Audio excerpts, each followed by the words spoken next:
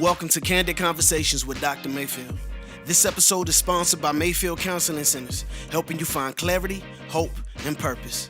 Call us at 719-452-4803. Here's your host, Trever Shirin. Thank you for joining us on Candid Conversations with Dr. Mayfield. I am Trevor, and of course, I am joined by the great Dr. Mayfield. The great Dr. Mayfield. Speaking of great, I don't know. Stupid. just go with it. Just go with it. Have you heard about the new app Roo? No, I have not. So it's a new app? Kind of an app. Maybe it's not an app. I don't know. It's a program put out by Planned Parenthood where anyone can text in any question they have about sex, their bodies, or relationships. Wow. Anything from, is this the way that my genitals are supposed to look, to when should I have sex, to who should I have sex with, to what should I do if I have a crush or if my crush breaks up with me. So I'm trying to assume the best about people. So let's just go with this for a second. I'm assuming that there was good intention behind the creation of this, right? Yeah. There has to be. Yeah. Right? That's kind of scary. Yes, and I think the reason that it's scary is something that I want to talk about today. Yeah. Because the app in itself is not necessarily bad. No. I think it is helpful. I remember back in the days, what was it, Cha-Cha? Yep. Back in the day, you could text this number Cha-Cha, and you could get answers to any question. It was essentially Google. Yeah. And there were a lot of things that I learned and my peers learned from Cha-Cha that we didn't learn from anyone else because it was an embarrassing conversation. Sure. Whether that was like, what does the word blah, blah, blah mean? And it's some profanity.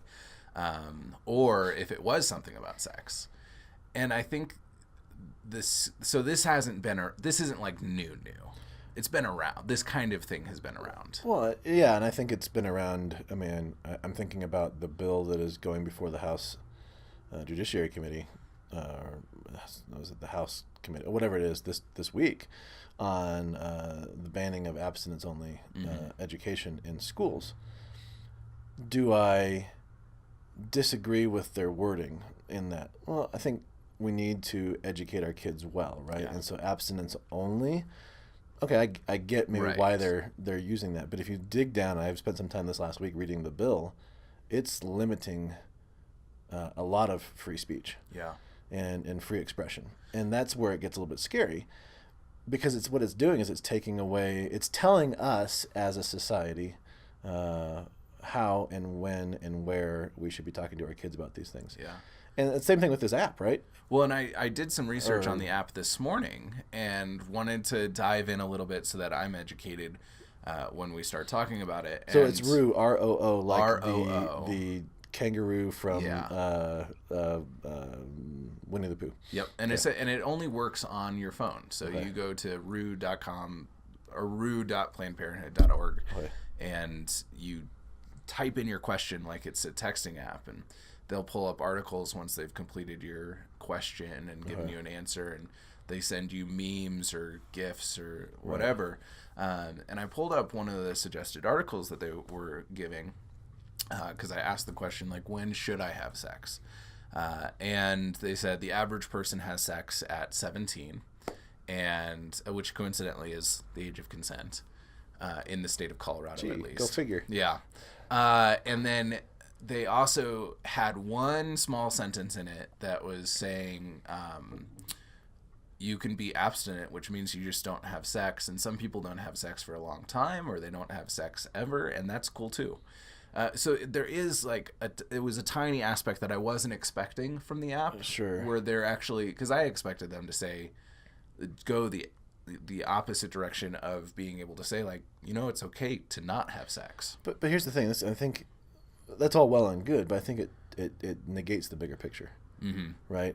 These are the conversations we need to have. This is why we started the podcast, right? This is the conversations that we need to have face-to-face with our kids. And this is, I think, the reason an app like this or content like this is being developed is because there's a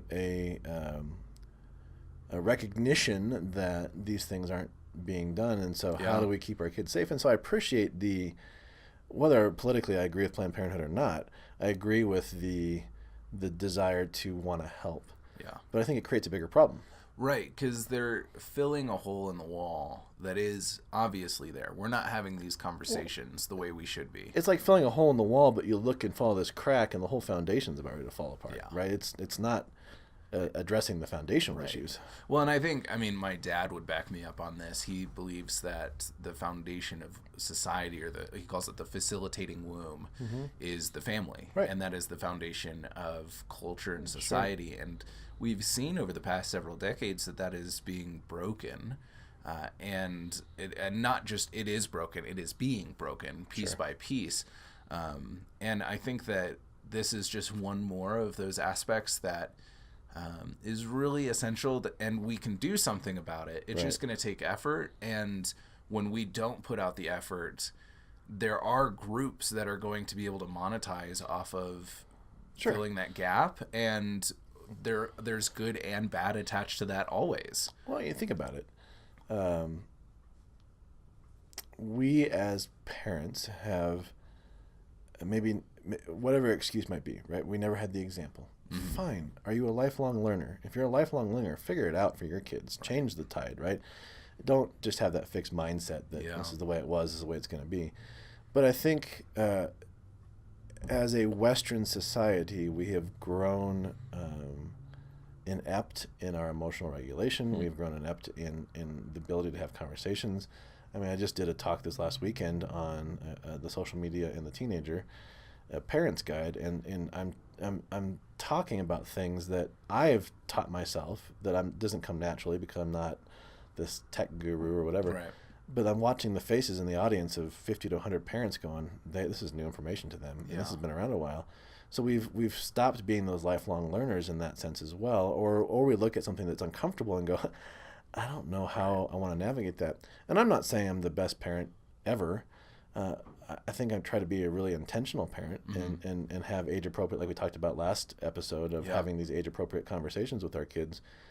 But I often worry about my girls going into the world because they're going to have a healthy, as best as I've been able to do, a healthy sense of self. They're going to have a healthy view of what emotions are and decisions and that kind of stuff. And I think they're going to be, sadly, far and few between with people of like understanding and stature. I'm not protecting them or being a helicopter parent, but it's like we're realistic parents, and there's gonna be things, they get to college and they'll probably be like, what? I don't know. I'm just kind of like, if as well-meaning, there's a lot of well-meaning parents out there, but we have to realize too, we got to prepare our kids for a culture that doesn't understand them. Yeah. Well, and I think we've talked before on this show about, we have the helicopter parents. We also have the snowplow parents and the helicopter lawnmowers. I really like the snowplow. I like snowplow better. Because I hate shoveling, so it makes sense to me. But both of those extremes are too much. They're not beneficial in the long run. And so we want to find this place in between, and even to a place where it's kind of, you're opening up your hands, but you're still holding on. It's this tension that we've talked about too. There's a tension between, do we have the really hard conversations, even though they're going to be super awkward, and maybe have our kids be interested in something and not tell us, and the fears that come with that? Or are we going to hope for the best and that they'll figure it out on their own, and when they're offered drugs or alcohol, they'll say, my preference is to not partake of this specific thing. Without having an open relationship or being taught. Yeah. Right? And I think that's the thing, is as parents we have to realize, and I think this is where, and I don't know any of the psychology behind the app or the reason they started it or anything like that, but as human beings we have an innate curiosity.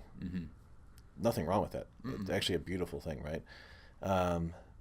But with stuff like this, curiosity begets curiosity, and it could be a slippery slope as a 13, 14, 15, 16-year-old using it without these guardrail parents that can help make connections from the emotional curiosity to the frontal cortex, to the decision-making, to the... And I think without that, it'd be very scary. And I think ultimately what I've been discovering over the past several years is that the one thing that we can do to help ourselves, to help our kids, to help our friends and our neighbors is to have relationship. Yeah. And that may sound like no duh, but I think if we focus in on that for just a second, without the relationship to be able to ask, like, hey, how are you doing? No, wait, how are you really doing? Because you're acting this way, and normally you act this way. Without the relationship to say, hey, you've felt really distant lately. What's that about? I had a friend recently, I've been really stressed with school starting up again and my internship and just a lot of stuff. And I texted one of my good friends and just said, sure, which is normally a phrase that I use of like, I don't want to agree with this. I'm agreeing because I don't want to argue, right, kind of thing. And he called me out on it. He said, hey, you said this, and I know what this normally means. What's going on? What do you actually mean? Right. What do you need? And I realized, like, we don't have very many relationships these days where we have people who can do that, who know us well enough to do that. And if we can develop those relationships, push into it in the awkwardness, I think that allows us to fill the gaps in the wall and to repair the broken foundation of society, and to say, yeah, let's do this together. You're not supposed to do this on your own, because we've said before, our brains don't fully develop. We don't reach our max capacity unless we're in relationship with another person. Well, and think about it too from a mind perspective. You know, the non-physical part of who we are. If we have only been made known of one way of thinking, let's say it's toxic thinking, you know, the world's out to get me, woe is me, life is whatever, we have no reality testing if we're not in a relationship. Yeah. Because if that's my viewpoint and you're like, well, no, I was always raised that the glass is half full and there's always hope and there's always this kind of stuff, most likely you're going to rub off on me and challenge me going, dude, like, what world are you looking at? Because that's not the world I live in. Right. And here, let me tell you about it. And it's helping us. It's that, adding competing wavelengths to each other's minds to really help and allow us to grow and to mature and to change. But that can't happen without relationship. And I think, so I want our listeners to understand, like this app, this idea of Rue is not a in and of itself an evil thing or a bad thing. So don't hear us say that. I think it is filling a need and a gap, because we know, and I know in this field, and I know in just the many years that I've done this, that there are hundreds of thousands of children, teenagers that don't have somebody they can go talk to. Yeah. And so I think this could really fill the gap. I just would be interested to do more research around it, going how are they making sure that there is some protection around it, or is there, to go, if a kid searches something very hardcore pornographic or suicidal or something like that, or let's be honest, sexual assault or whatever, is there a way to flag that or get help to that person when they're asking these questions, or is it just kind of a carte blanche? Because there's none of that with Google, right? So is it just kind of a carte blanche, good luck? Yeah. That's where I think some of the difficulties. Now, if it's a program that they're rolling out and it's done in relationship and they have somebody that's on call that can I think it's a different story. And I don't know. I'll have to do some more research on it. So, I mean, up until about 18 minutes ago, I had no idea what Rue was. So, well, and I think there are two resources that I want us to talk about. I'll talk about Axis, and if you want to talk about our previous podcasts on it. Sure. Axis Media puts out a weekly email. I think it's bi-weekly or monthly now. Oh, is it? Yeah, they I thought I was getting it less frequently. They got feedback. I think it's at twice a month now. Okay, so twice a month they send out this email, and they call it the Cultural Translator. And it will tell you, like, everything from who's up for an Oscar and why it's meaningful, to here's the new slang on the street, or here's the new app to be aware of. And they do it from this nicely neutral space of here's the good part of this and why it's really nice that this exists, and here's where things could maybe get a little bit weird. And I've really enjoyed it. That's how I found out about Rue, was they sent out the email and they said, hey, this is Rue. This is something that Planned Parenthood is trying to do to fill the gap between these conversations and education. Here's why it's really beneficial, because we're not having these conversations.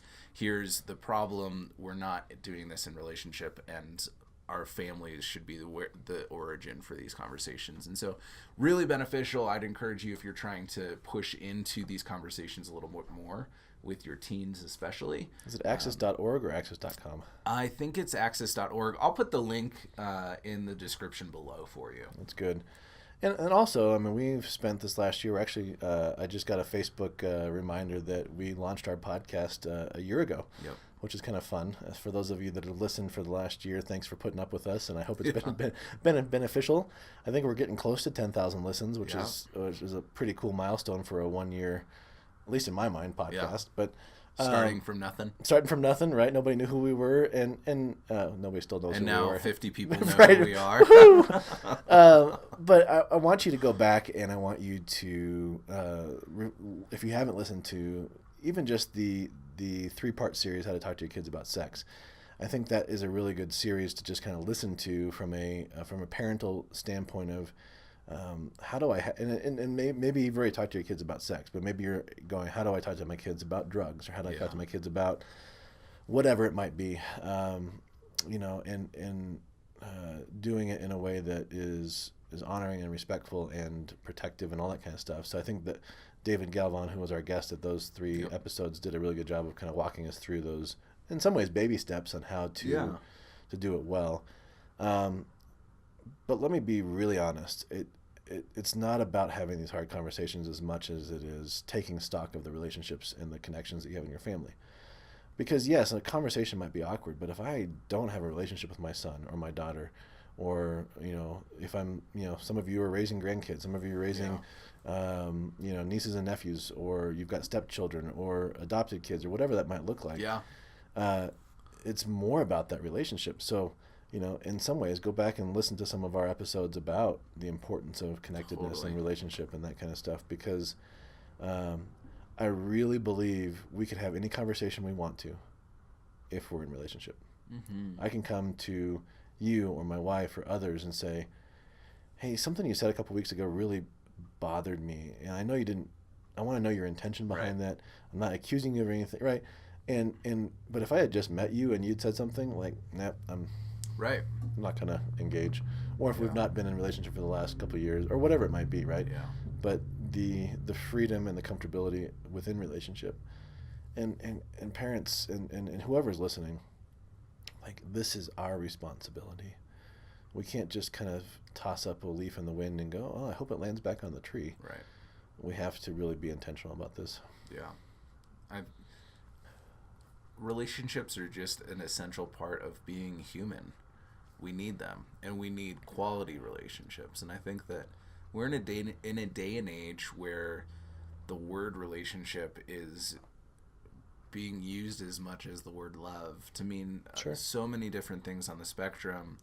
And we need relationships that aren't social media, that aren't text, that aren't and I'd say, Snapchat, Marco Polo, Instagram messages or whatever, probably closer to the mark. Sure. But we need to be able to sit with each other, go to coffee, play games, even if it starts out as something that is so just at the surface of just getting together and playing a board game.